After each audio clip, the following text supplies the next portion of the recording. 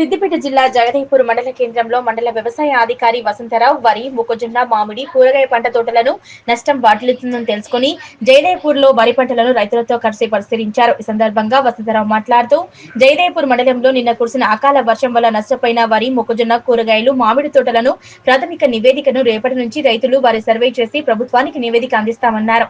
ఈ కార్యక్రమంలో ఏఈఓ ఖలీల్, కొత్త నరసింహారెడ్డి, ముద్దసాని సత్తయ్య, కుమ్మరి యాదగిరి, బచ్చలి మల్లయ్య, గోపాల్ రెడ్డి తదితరులు పాల్గొన్నారు. అందరికీ నమస్తే. నేను మండల వ్యవసాయ అధికారి జగదేపూర్.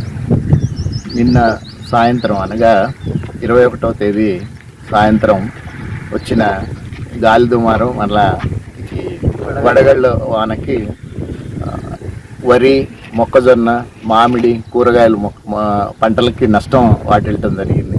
అవన్నీ కూడా ప్రాథమిక నివేదిక సమర్పించి రేపటి నుండి రైతు వారి సర్వే చేసి ప్రభుత్వానికి నివేదించడం జరుగుతుంది. ఓడిపెట్టి